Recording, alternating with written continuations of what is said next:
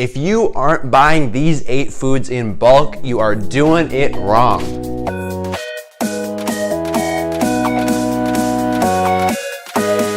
How are you guys doing today? My name is Apple, and today we are filling in the financial gap between schools and the real world. And today what we're talking about is the 8 foods that I personally buy in bulk and that I think you should buy in bulk as well, because it has saved me tons of money, probably at least hundreds of dollars so far, just throughout the first couple semesters of college. So I just want to share this with you so that you could save money as I am doing right now. So let's just hop right into it. Be sure to leave a like, subscribe to the channel, and let's do it.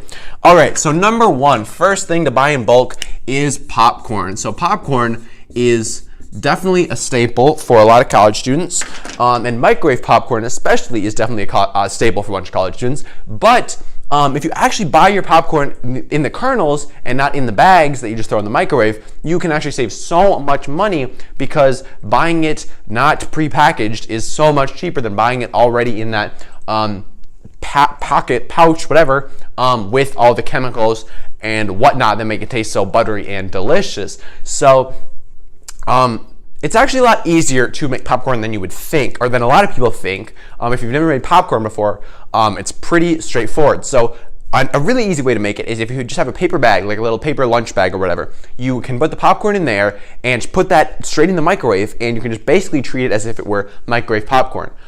So that's great. That's an easy way to do it if you don't have like a pan or a pot or anything like that. If you have a pot or a pan, look up how to cook your microwave online.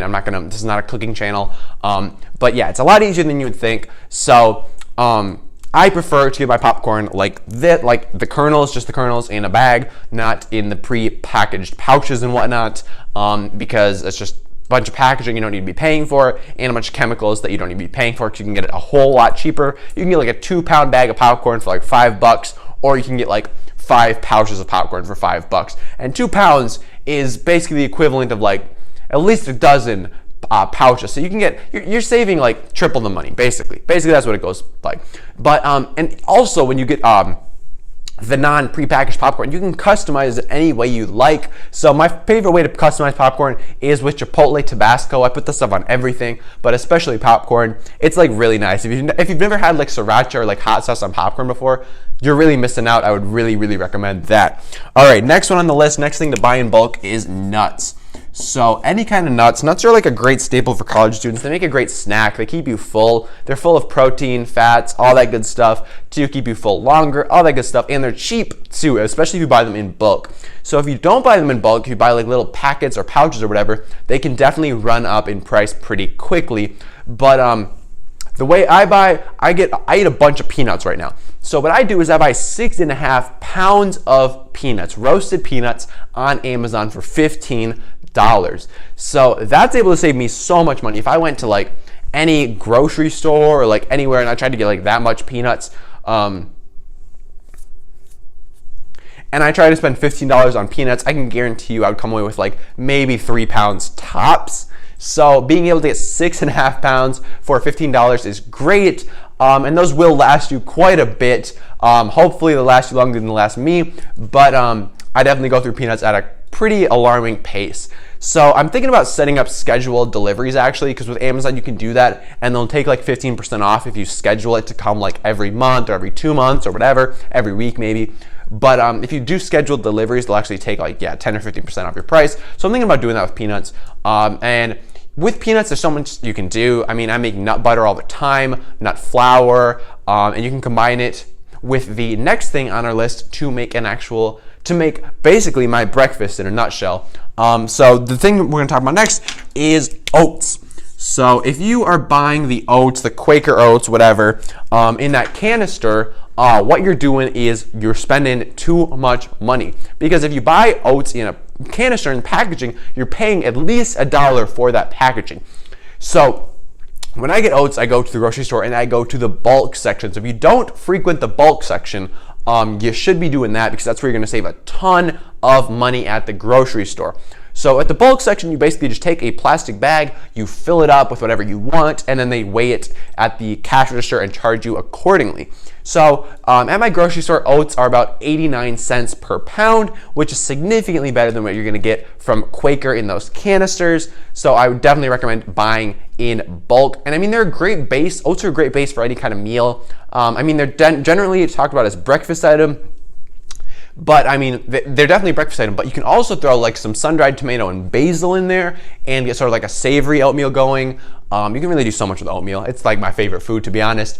But I wouldn't recommend buying this in bulk off of Amazon. It gets kind of pricey. I was searching it out, and you really can't get anything under like, I mean, maybe like $1.50 to $2 per pound, but you can really do so much better than that at the grocery store. So I would definitely recommend, I mean, just because they're heavy, buying at the grocery store rather than buying in bulk on Amazon. All right, next one is protein powder. So protein powder scares a lot of people away, but I am a huge advocate of protein powder, and it is just a great staple of my diet at college because it's able to keep me full for longer. Because I mean, sometimes you'll be in class for a couple hours, you'll be busy, you'll be going to events, whatever, and you won't have time to sit down and have a meal for a couple hours. So beforehand, you can go and have a good meal of a bunch of protein powder, some oats, all that good stuff. So people think protein powder is expensive, and it is, but only if you buy it wrong, all right? So if you buy it right, you can really buy a ton of protein powder for very, very cheaply, okay?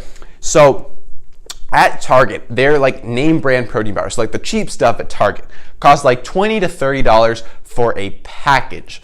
All right, but if you go online, you can actually get about 3 packages for $30 to $40. So again, $20 to $30 at Target, or 3 packages for $30 to $40 online. I actually just bought some more protein powder online, and I found this deal where I got 5 packages of protein powder for $50, which is just astronomically better than Target. I mean, that's $10 a package. That's like a third the price of Target for the cheap stuff, and this stuff's actually like decent quality. And if you want to know where to get that, the website is myprotein.com. I'll leave a link in the description. I have a code that I can give you. It's a referral link. If you use that code, you can actually save, I think it's 25% off your first order. So, I mean, that's even better because you're already saving like it's a third. It costs like a third of what it would cost you at like a store like Target. So to get even 25% off more, fantastic. Oh, and I should say, if you're like $20 to $30 per package, fine, but like how many servings are in a package? What does an individual serving of protein cost? It's gonna cost you on the high side, probably about 25 cents per serving if you buy from MyProtein. If you buy from Target, it's gonna be like $1 per serving. MyProtein is gonna be about 25 cents to, on the low end, maybe 15 cents per serving, which is great. And each serving is gonna have about 20 to 30 grams of protein, which is the amount of protein held in about 5 eggs, or like 3/4 cup of peanuts. So that's a lot of peanuts. But 5 eggs worth of protein for like 25 to 15 cents, like you can't beat that. And it really does last months as well if you need to. Like you can just seal it up, and I mean, it's not gonna go bad. It's just powder. So I can't recommend protein powder enough. I eat probably too much of it, but it's a good staple. Keep you full longer, and I really like it. MyProtein does a good job at what they do. Hopefully they stay in business because they're selling stuff so cheap. But they're a great source. Okay, next, almond milk. You should definitely be buying almond milk in bulk. When I discovered how much money I could save by buying my almond milk in bulk, I was like amazed because I can't really do dairy. Dairy messes me up pretty bad. So I drink almond milk instead of regular milk with my oatmeal, cereal, whatever. I use almond milk, and this stuff can last months if you don't open it, which is great. If you keep it sealed and you keep it not refrigerated, the stuff will last literally for months, which is great. And it doesn't need to be refrigerated until it's opened, obviously. And on Amazon, you can actually get 6 boxes of almond milk. So, you know, I think it's 32 ounces box. You can get 6 of those on Amazon for $11. So that's less than $2 a piece, which is definitely not what you can get at a grocery store. I mean, when I go to the grocery store, I think they're about $3.50 per box. So to get less than $2 a box, it's quite a deal, I would say. And also, I might get this for scheduled deliveries just because I buy it so often and so like regularly. Might as well just get it scheduled delivery, save some money. And it's great for smoothies and oatmeal. That's what I mostly use it for, as a base for smoothies or as an adder to my oatmeal, as a liquid there. All right, next one, number 6 is apples. So I was pretty surprised at the shelf life of apples lately. I don't really know how I feel about this yet, but I had an apple for 2 months. Had an apple in my room for 2 months, and I just never got around to eating it. I don't really know why. It was just sort of sitting there, and I just never got around to eating it. But after 2 months, I decided to eat it, and I don't know what they put on apples, but if you don't wash it, like, it will stay like it was crispy. It was like, it tasted like it was just like fresh off the tree. But like, if you don't wash your fruit until you're about to eat it, it'll stay fresh for literally months. So I was just blown away by how long apples stay fresh for. So even if you eat like an apple a week, it still does make sense to buy like that bag of like 6 apples, because they will stay fresh for a long time. And generally, I'd recommend that you keep it in like a cool and humid place is like the ideal climate to keep your apples from getting not fresh and just like nasty. So keep it in a cool and like mildly humid place for the best results. All right, next one, number 7, is onions and peppers. This one's a double whammy here. So onions and peppers. So what are we talking here? Why would you buy your onions and peppers in bulk? Or it's just gonna go bad? Aren't they gonna rot if you buy them in bulk?